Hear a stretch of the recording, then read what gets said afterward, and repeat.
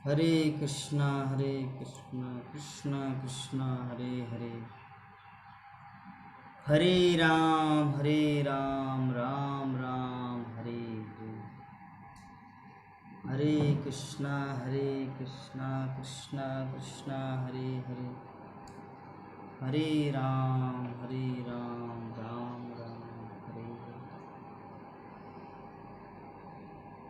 हरे कृष्णा कृष्णा कृष्णा हरे हरे, हरे राम राम राम हरे। तो डिस्कस कर रहे थे हम लोग कि भगवान श्री कृष्ण जैसा कैसे बना जाए। तो भगवान श्री कृष्ण जैसा तभी हम लोग बन पाएंगे कि भगवान श्री कृष्ण का लीला कथा श्रवण करेंगे। ठीक है, पहला पॉइंट। सेकंड पॉइंट क्या है कि जो परीक्षित महाराज कैसा बनेंगे, किस तरह व्यक्तित्व बनेंगे, महाराज रंतिदेव की तरह। तो रंतिदेव का उल्लेख क्यों है, रंतिदेव ने क्या ऐसा किया जो यहाँ पे परीक्षित महाराज का इज्जत किया जा रहा रंतिदेव के द्वारा। तो रंतिदेव एक ऐसे व्यक्ति थे, इस तरह के राजा थे। यहाँ पे श्रील प्रभुपाद तात्पर्य में पूरा डिस्कशन दिए है कि महाभारत के द्रोण पर 67 जो ये है श्लोक है, उसमें वर्णन है कि नारद मुनि संजय को बता रहे हैं, संजय को उपदेश दिया था क्या कि ऐसे महान राजा थे कि आतिथ्य के लिए, भोजन वितरण के लिए विख्यात थे। कौन? रंतिदेव। भोजन वितरण, हम लोग तो 2 रुपया नहीं निकालते पैसा दूसरों को खिलाने में, जो खिलाते थे देखिए उसका भागवतम में नाम है। तो इससे और एक चीज पता चलता है, इस संसार में अगर कुछ अच्छा कर्म किया जाए ना तो इतिहास में उसका नाम लिखा दिया जाता है स्वर्ण अक्षरों में। बुरा कर्म करेंगे उसका भी उल्लेख आता है और अच्छा का भी उल्लेख आता है। जैसे मैं तो कभी भी नहीं भूलूंगा विभा माता जी एवं उनका प्रभु जी ठीक है पूरा एक पेटी बोतल दे देते हैं, ठीक है 12 पीस रहेगा। माय गॉड, जरा सोचिए, पूरा एक पेटी, मतलब एक पेटी समझ रहे, पूरा एक ट्रेन ले लेंगे। तो जो भी है इतना, और इतना खर्च किया, इतना सेवा किया, 4 बार मेरा तो, मैं बोला था कि इतना पेट मेरा भरा हुआ सब जगह नहीं रहता, यहाँ पे तो सब समय टुल टुल टाइट, सब समय कुछ ना कुछ खिलाना। प्रभु जी गरम गरम है लीजिए ना, एक पीस खा लीजिए, क्या किया जाए भक्तों के सामने। तो ये ऐसे करके कितना, तो उसको भुलाया नहीं जा सकता। तो ये जो मैं यहाँ पर बोल रहा हूँ, ये यूट्यूब में जा रहे हैं, यूट्यूब में कोई व्यक्ति सुनेगा, वो कभी अपने डायरी में लिखेंगे और कभी वो भागवतम का इतिहास बन जाएगा। तो ये जो है ना, अच्छाई चीज जो होता है ना, वो स्वर्ण अक्षरों में लिखा जाता। तो रंती देव ने जो किया था आतिथ्य सत्कार, क्या आतिथ्य सत्कार किया था? कि वशिष्ठ मुनि को शीतल जल प्रदान करके, जैसे हमारे प्रमुख प्रभु जी पूरा 12 लीटर बोतल के लिए पूरा अरेंज कर रहे थे, जिसके कारण मैं उनका महिमा, गुण महिमा कीर्तन श्रीमद् भागवतम की कक्षा में कर रहा हूँ। उसी प्रकार वशिष्ठ मुनि को शीतल जल प्रदान करके उनसे वरदान प्राप्त किया था, और जिस वरदान से स्वर्गलोक को प्राप्त हुए। कौन? रंतिदेव। तो रंतिदेव का कार्य क्या था, वो क्या करते थे राजा होने के साथ साथ? वो ऋषियों को फल, कंद तथा पत्तियां पहुंचाया करते थे, जिससे इच्छा पूर्ति होने के कारण वो आशीष दिया करते थे। ये चीज हमारी लक्ष्मी बोले थे एक बार कि वैष्णव को भोजन खिलाना चाहिए, क्योंकि वैष्णव उदर पीड़ती करने से क्या होता है ना, वो आशीर्वाद देते हैं। जब आशीर्वाद देते हैं तो हमारा भक्ति जीवन आगे बढ़ता है। इसीलिए कंजूस नहीं बनना है, जितना हो सके भगवान के भक्तों को पूरा पेट भर के खिलाना चाहिए, उससे आशीष प्राप्त होता है। तो रंती देव ने वही किया था अपने जीवन में, जिसका उल्लेख श्रीमद् भागवतम में, महाभारत में। ठीक है, तो जो चीज हम लोग इस संसार में अच्छा चीज करेंगे ना, वो व्यर्थ नहीं जाएगा, भगवान वो सब देख रहे हैं। ये जितना कुछ घटना घट चुके थे, क्या कोई माइक्रोफोन लेके, कोई क्या वीडियो कैमरा करके रखे थे वहां पर? परमानंद प्रभु जी का क्या कहना है? कोई वीडियो कैमरा, कोई न्यूज़पेपर, कोई मीडिया किताब लिख के वहां पे रखे थे? नहीं। लेकिन भगवान को तो सब कुछ पता है ना, इसीलिए भगवान व्यासदेव के रूप में आके सब कुछ लिख दिया। भगवान के भक्तों का चरित्र, ऐसे ऐसे भक्त थे। तो उसी प्रकार अगर हम लोग कुछ अच्छा ही करेंगे ना, तो इतिहास में हमारा भी नाम हो जाएगा। कुछ ऐसे भक्त आएंगे और हमारी गुण महिमा लिख देंगे। ठीक है, खैर हमारा उद्देश्य नहीं है कि हम हमारा गुण महिमा का कीर्तन हो। हमारा उद्देश्य है कृष्ण भक्ति में आगे बढ़ना। लेकिन गुण महिमा कीर्तन कीर्तन थोड़ा जरूरी होता है प्रचार प्रसार के लिए। अगर गुण महिमा कीर्तन अगर न किया जाए उस व्यक्ति विशेष का, तब तो उनको सम्मान नहीं मिलेगा, और सम्मान नहीं मिलेगा तो आशीर्वाद नहीं मिलेगा। अगर मान लीजिए आप किसी को सम्मान न करें, कोई व्यक्ति आपके पास आया, अरे बैठो आओ यहाँ पर मेरे, बैठो ना आओ, क्या है तू, कैसा लग रहा है यहाँ पर भोगा, अगर ऐसा फील तो वो व्यक्ति को सम्मान नहीं करे, वो कैसा फील करेगा। लेकिन अगर हाँ हाँ पर हो जाए, बैठिए ना, रुमाल निकाले, थोड़ा चेयर को मूछ दिए, ये जो सेवा भाव, उसको सम्मान दे रहे, तो ऑटोमेटिक उनके हृदय में आपके प्रति करुणा का वर्षण हो रहा है, ऑटोमेटिकली, स्वतः, कि आपको कुछ दिया जाए। क्या दिया जाए? भक्ति। तो वैष्णवों की सेवा करने से ऐसा भक्ति प्राप्त होता है। तो रंतिदेव ऐसे व्यक्ति थे। ऐसे में जो स्वभाव से जो क्षत्रिय होते हैं ना, वो मांस खाते हैं, क्योंकि शास्त्रों में विधान है कि जिस पशु का वध किया जाए उसको खाना पड़ता है, नहीं तो पाप लगेगा। तो क्षत्रिय लोग तो ऐसे करते थे, वन जंगल में जाके पशुओं को मारते थे। क्यों? पशुओं को मारने का उद्देश्य क्या है? पशुओं को मारने का उद्देश्य है क्योंकि जंगल में ऋषि मुनि लोग तपस्या करते हैं, भक्ति करते हैं, तो उन लोग को डिस्टर्ब ना हो, कोई हिंसक जंतु आके, हिंसक प्राणी आके उसको अटैक ना करे, जिसके कारण क्षत्रिय वन जंगल को साफ करते थे। तो जो पशु को मारा उसको फेंका नहीं जा सकता, उसको खाना पड़ता है। लेकिन रंतिदेव एक ऐसे व्यक्ति थे जो शुद्ध शाकाहारी थे, अपने जीवन में कभी मांस भक्षण नहीं किया। तो ऐसे व्यक्ति का श्रील प्रभुपाद तात्पर्य में लिख रहे हैं, ऐसे व्यक्ति का जिनका स्मरण हर प्रात तथा संध्या समय किया जाता है। रंतिदेव उन राजाओं में से एक है। ठीक है, तो ये रहा रंतिदेव की कहानी। और एक है रंतिदेव मतलब सरलता में, ठीक है, उदारता में। परीक्षित महाराज कैसा व्यक्ति बनेगा? उदार, उदार चित्त होना चाहिए, लक्ष्मी की तरह। सब्जी कितना है? बैगन 50 रुपए किलो, अच्छा ठीक है ले लें। तो व्यक्ति को उदार होना है। 45 रुपया में लेंगे, मेरी तरह ऐसे कुटिल नहीं होना, उदार होना है। तो जो भी है, लेकिन कलिजुग है ना, उदार नहीं हुआ जा सकता है। कलिजुग में उदार होंगे तो प्रॉब्लम है। सत्य युग में, द्वापर युग में, त्रेता युग में उदार होना अच्छा बात है। क्यों? क्योंकि वहां पे व्यक्ति उदार होने से भगवान उनको सपोर्ट करते हैं। लेकिन कलि युग में भगवान सब समय नहीं आते, व्यक्ति को ऑलरेडी बुद्धि दे चुका है, आप अपने बुद्धि से कंट्रोल करो। बीते हुए युग में क्या होता था ना, प्रहलाद महाराज को पहाड़ से गिरा दिया तो भगवान विष्णु आके उसको बचा लिया। हम लोग कहीं पर ट्रेन से सफर कर रहे, बोले कि चलो भगवान विष्णु मुझे बचाएंगे, हरि बोल करके अगर कोई ट्रेन से कूदे और बोले कि भगवान विष्णु मुझे कैच कर लेंगे, जिससे प्रहलाद महाराज को किया था, ये तो वेरी ये प्रॉब्लम है। तो कलि युग में हम लोग कुछ नकल नहीं कर सकते जो हमारे प्राचीन युगों में हो चुका है। प्राचीन काल में जो कुछ घटना घट चुके हैं उसमें भगवान तुरंत तुरंत प्रकट होते थे, लेकिन भगवान इस कलि युग में तुरंत तुरंत प्रकट इसलिए नहीं थे क्योंकि यहाँ पे पापी लोग का बोलबाला है, यहाँ पे पापी भरा हुआ है। जैसे हम लोग कभी कभी बोलते हैं ना, जैसे एग्जाम्पल के रूप में मैं लक्ष्मी का उदाहरण दूं, चलो मंदिर चलते हैं, ना ना ना मैं अभी नहीं जाऊंगी क्योंकि बहुत भीड़ है। तो जरा देखिए वहां पे कौन है? साक्षात भगवान है, लेकिन फिर भी उनको अच्छा नहीं लगता जाना। क्यों? क्योंकि भीड़ के कारण।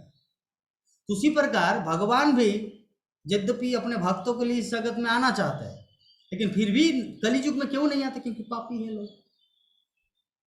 वही राधा माधव है जो वो जाते हैं सुबह शाम, लेकिन जब मैं बोलता हूँ चलो अभी नहीं, क्यों? क्योंकि भीड़ है। तो भीड़ के साथ वो राधा माधव। तो ऐसा ही भगवान भी कंपेयर करते हैं, जिससे हमारा जिस तरह माइंड है ना, तो भगवान का भी वैसा ही बुद्धि चेतना काम करता है। तो भगवान भी कलि युग में है, भीड़ है, मुझे नहीं जाना है।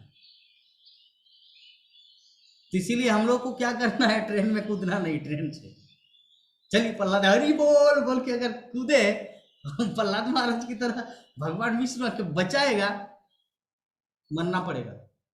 इसीलिए भगवान क्या किया पहले ही ऑलरेडी, जैसे कभी कभी ऐसा होता है ना, जैसे दूसरा एग्जांपल देते हैं, जैसे रांची से बोकारो जाने में या बोकारो से रांची आने में लगभग रास्ते में पेट्रोल पंप मिलता है। राममोहन प्रभु जी, हाँ या ना में जवाब देना।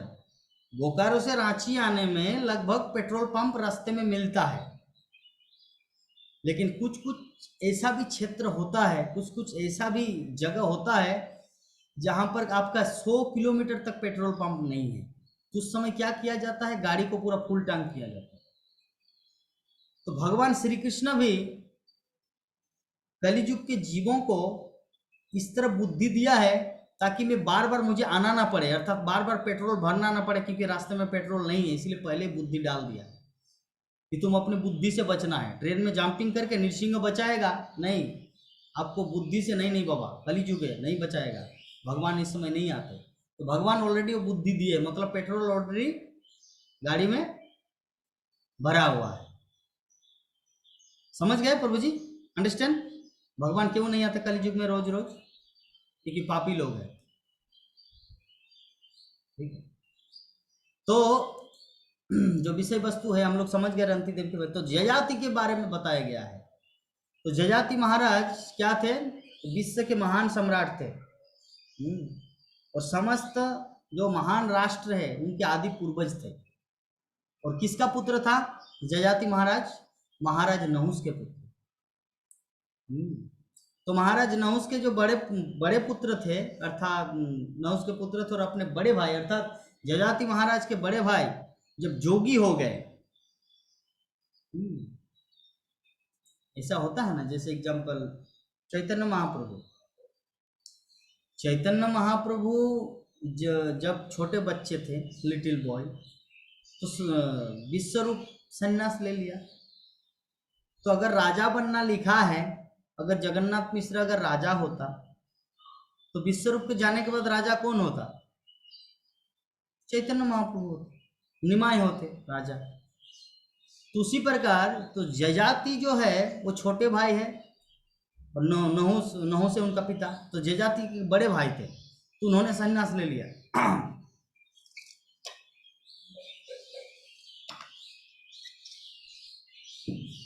तो वो संन्यास ले लिया, तो जिसके कारण वो राज्य का शासन करने लगा। तो बहुत दिन तक, कई वर्षों तक राज्य का शासन करने के बाद, राज्य का शासन करने के बाद तो ये उन्होंने हजारों वर्ष यज्ञ, फिर यज्ञ किया, बहुत सारे ऋषि मुनियों को दान दक्षिणा दिए। हाँ, तो एक बार की बात है कि वो एक ऐसे राजा थे जिसमें लव स्टोरी भरा पड़ा है। श्रील प्रभुपाद तात्पर्य में लिख रहे हैं कि जजाति महाराज का लव स्टोरी भरा पड़ा है। क्या लैला मजनू, क्या एक व्यक्ति एक लड़की के लव स्टोरी? यार जजाति महाराज का सैकड़ों हजारों लड़कियां उनके पीछे घूमती थी।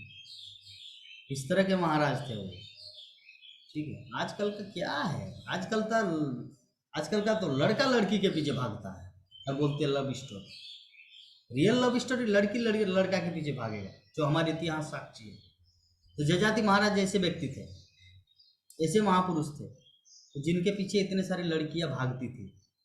इसलिए प्रभुपाद तात्पर्य में लिख रहे हैं कि यद्यपि उनका प्रारंभिक जीवन जो है अत्यंत वासनामय और प्रेमपूर्ण कहानियों से, लव स्टोरियों से भरा पड़ा था।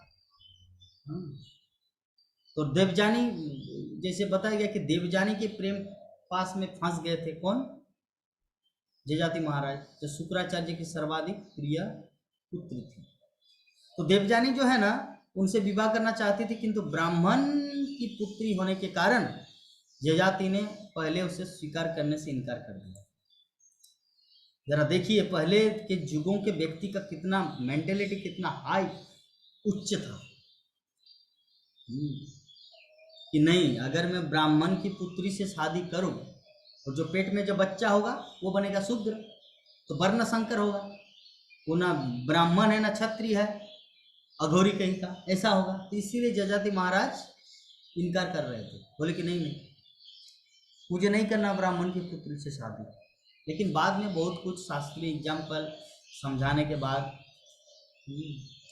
शादी हो ही गया, क्योंकि शास्त्रों के अनुसार केवल एक ब्राह्मण ही ब्राह्मण की कन्या के साथ विवाह कर सकता था। तो शुक्राचार्य ने वर्जित विवाह के इस नियम को संशोधित करके राजा जजाति से देवजानी को स्वीकार करने के लिए आग्रह किया। तो देवजानी की एक सखी शर्मिष्ठा थी, तो वो भी राजा से प्रेम करने लगी थी, अतः वो अपनी सखी देवजानी के साथ ससुराल गई। शुक्राचार्य ने सम्राट जजाति को मना किया कि वो शर्मिष्ठा को अपने शयन कक्ष में न बुलाए, लेकिन ययाति उनके आदेशों का दृढ़ता से पालन न कर सके। उन्होंने चुपके से शर्मिष्ठा से भी विवाह कर लिया, जिससे उनके कई पुत्र हुए। तो जब इसका पता देवजानी को चला तो वो अपने पिता के पास गई और शिकायत कंप्लेंट की। तो ययाति देवजानी के प्रति अत्यंत आसक्त थे, अटैचमेंट।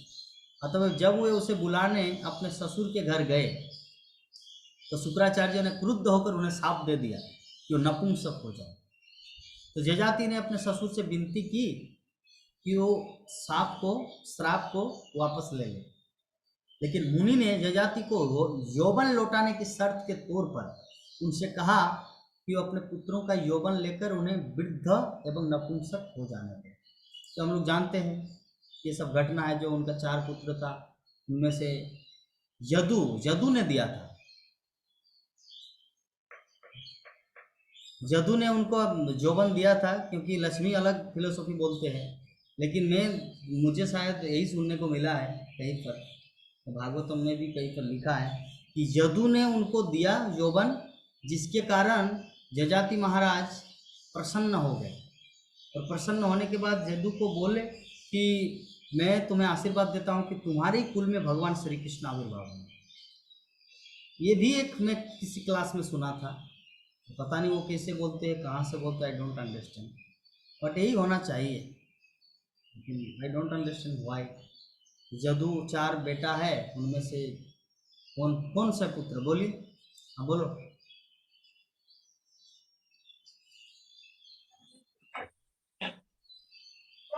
हरे कृष्णा, सभी वैष्णवों को दंडवत प्रणाम। 5 मिनट समय है। तो आपने मुझे यही बोलने के लिए बोला है ना प्रभु जी? प्रभु जी कहाँ से आया? एक दिन में बिछड़ गए, तो एक दिन चले गए तो एकदम पूरा बदल गए, बोले कि प्रभु जी। देखिए, स्टोरी कुछ इस प्रकार से है कि ययाति महाराज के जो पहली रानी है, मतलब देवयानी, उनसे उनके 2 पुत्र है, यदु और दुर्वासु। और शर्मिष्ठा से है यदुम च दुर्वासुम चैव देवयानी जायत द्रुह्युम चानुम च पूर्वम च शर्मिष्ठा वास पर्वणि। मतलब शर्मिष्ठा से 3 है, द्रुह्यु, अनु और पूर्व। तो सबसे पहले माता देवयानी का जो पुत्र है, बड़ा पुत्र यदु, उनसे महाराज ने उनकी आयु मांगी थी, लेकिन यदु ने मना कर दिया, क्योंकि आप मेरी ही माता के साथ भोग भोगने के लिए मेरी ही आयु मांग रहे हैं, तो ये तो सर्वथा अनुचित है। इसलिए यदु महाराज ने मना कर दिया, जिसके कारण ययाति ने उनको शाप दिया कि आपको ना तो कभी राजगद्दी मिलेगी और ना कभी आपकी परंपरा में, आपके वंश में आगे कोई राजा बनेगा। तो इसीलिए हम देखते हैं कि भगवान कृष्ण जो है वो राजा नहीं थे, यद्यपि उनको द्वारकाधीश कहा जाता है, लेकिन द्वारिका मथुरा में भी राजा उग्रसेन ही थे और द्वारिका में भी राजा उग्रसेन ही थे। हाँ, तो जब पता चला है पुरु को, जो सबसे छोटे शर्मिष्ठा के पुत्र है, सबसे छोटे पुत्र पुरु, तो पुरु ने कहा, वो बहुत आज्ञाकारी थे पिता के, यद्यपि आज्ञाकारी सभी है, लेकिन यदु को ये अनुचित लगा कि अपनी ही माता के साथ भोग भोगने के लिए मैं अपनी आयु कैसे दे दूं, है ना। तो इसीलिए फिर पुरु ने अपनी 1000 वर्ष की आयु अपने पिता ययाति को दी वहां पर। और 1000 वर्षों की आयु पाकर के ययाति ने देवयानी के साथ भोग विलास वगैरह इत्यादि सब किया, किंतु अंत में जाकर के उनको बहुत पश्चाताप हुआ और फिर उन्होंने पुरु को उसकी आयु लौटा करके और पुरु की मतलब पितृ भक्ति से प्रसन्न होकर आशीर्वाद दिया कि आपके वंश में मतलब जो भी होंगे वो बहुत महान राजा होंगे। तो इसलिए पुरु की आयु भगवान ययाति महाराज ने ली थी, यदु की नहीं, मैंने जैसा सुना है। लेकिन बाकी आगे आप सब सुन ही रहे हैं प्रभु जी के मुझे द्वारा। लगता है इसका दो कहानी होगा, क्योंकि अलग अलग युगों में अलग अलग घटना घट चुके होंगे। क्योंकि ये भी सत्य है कि जब जदू ने उनको आयु दिया, तो जदू ने आयु दिया तो उन जदू का पिता जयाति बोले कि मैं इतना प्रसन्न हूँ कि मैं तुमको आशीर्वाद देता हूँ कि तुम्हारे कुल में भगवान साक्षात अवतीर्ण होंगे। तो कहीं पर यह भी उल्लेख है, लेकिन हो सकता है यहाँ पर यह है क्योंकि महाभारत तो छोटा नहीं है, महाभारत बहुत विशाल है, इसीलिए हो सकता है क्योंकि अलग अलग लीलाएं हैं ना, अलग अलग जगह में अलग अलग लीला होते हैं। जैसे एक एग्जांपल देते हैं, चलिए आप लोग समझेंगे। हम संकीर्तन डिवोटी है थे अभी भी, तो संकीर्तन डिवोटी गाड़ी आता है बोकारो बस, तो बोकारो आया तो उस दिन ऑफिस में घुसे मधुकर प्रभु जी, हरे कृष्णा प्रभु, तो जो मधुकर प्रभु के ऑफिस में आए, भागवतम सेट दिया, और एक दूसरे युग में आए जिसमें विभा माता जी, लक्ष्मी, उनकी बेटी भूमिका, प्रभु राकेश प्रभु सभी गए और लस्सी पिलाए, एक ये उस समय भी एक है, तो दोनों ही बोकारो है, जस्ट समय का फेर है। वही जगन्नाथ प्रभु गए थे, भागवतम दिया था उनको, और वही जगन्नाथ प्रभु उनको उनसे जाके लस्सी भी पिए, तो दोनों ही बोकारो। कोई बोल सकता है एक बोकारो में दो कैसे हो सकता है, जदू और पुरु, तो ऐसा ही है, किसी युग में अलग है, किसी युग में ऐसा है, मुझे जैसा लग रहा है। क्या लग रहा है, क्या होता ही है, भगवान का लीला एक दिन का थोड़ी है, कितना अनंत काल से चले आ रहे हैं। थोड़ा तो चेंजिंग करना पड़ता है। जब कोई मूवी बनाता है, जब कोई डायरेक्टर कोई रामायण महाभारत का सीरियल बनाते हैं, तो इसमें थोड़ा जीरा फोड़न डाल देते हैं, थोड़ा मसाला डाल देते हैं, कहीं पर धनिया डाल देते हैं, कहीं पर हल्दी पाउडर डाल, मतलब थोड़ा मसाला मिलाना पड़ता तब कि वो अच्छा लगे दिखने में। अगर पुरानी की रीति से अगर चला है तब आधुनिक लोग देखेंगे नहीं। कहने का मतलब है कि भगवान रामचंद्र क्या रियल में पत्ता पहने थे क्या वनवास के काल में? पत्ता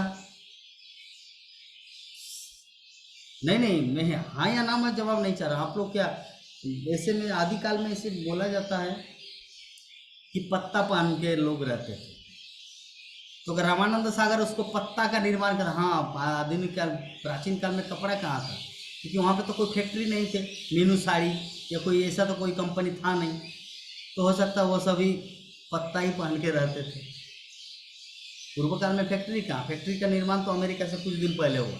अगर कोई ऐसा मन में तो वो उस तरह का अगर सीरियल बनाए तो क्या लोग देखेंगे? नहीं, लोग वही चीज़ देखना चाहते जो वर्तमान में समझ आए। तो हो सकता है ऐसा कुछ है, मुझे जैसा लगा। ठीक है, तो आज का जो हमारा श्लोक था 24 नंबर श्लोक, जजाति महाराज, रंती देव और परीक्षित महाराज जो भगवान श्री कृष्ण का अनुपालन अर्थात उनके चरण चिन्हों पर चलते हुए भगवान जैसा ही बने, तो ऐसा ही हम लोग को भी बनना है। ये था आज का हमारा श्लोक। इस संबंध में अगर किसी भक्त का कुछ प्रश्न है तो आप लोग पूछ सकते हैं। हरे कृष्ण।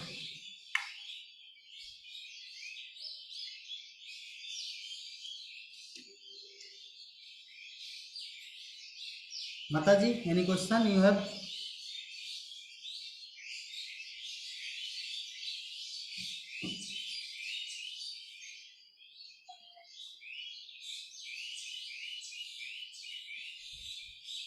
हरे कृष्ण प्रभु जी। हरे कृष्ण। जो जयाति महाराज का उदाहरण परीक्षित महाराज के साथ क्यों दिया गया, थोड़ा फिर से बोलिए ना एक बार। वो प्रेम के कारण दिया गया क्या? ठीक है, जजाति महाराज का उदाहरण क्यों दिया गया है, क्या लिखा है इसमें?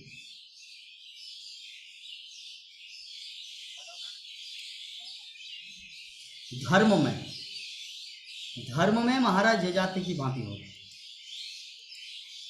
तो ये यहाँ पे जो धर्म शब्द आया है, कि अभी कोई बोल सकते कैसे धर्म किया, ब्राह्मण की लड़की से शादी किया, कोई पूछ सकता है ना कि धर्म, वो कैसे धर्म निभाए जो परीक्षित महाराज। तो इससे यही चीज पता चलता है कि देश काल परिस्थिति का विचार करने की शक्ति।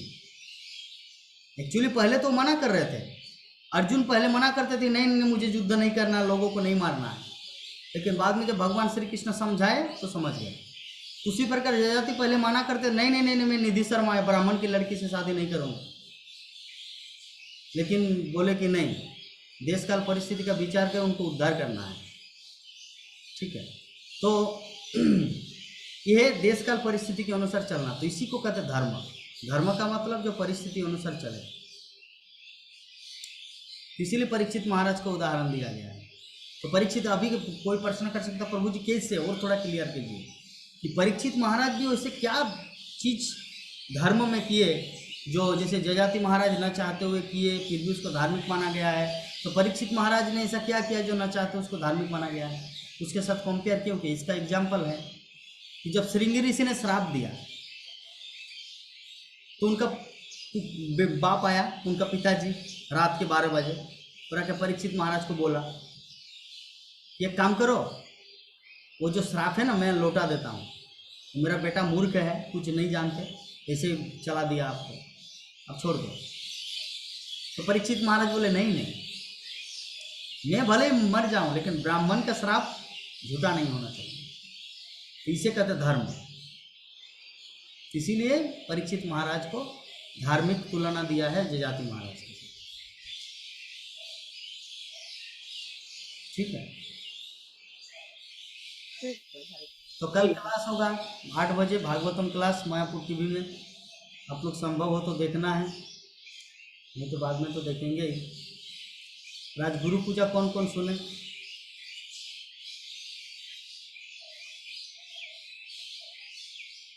चलिए, तो वांछा कल्पतरु करते हैं, आज की कथा को विराम देते हैं, क्योंकि मुझे भी संध्या देना है।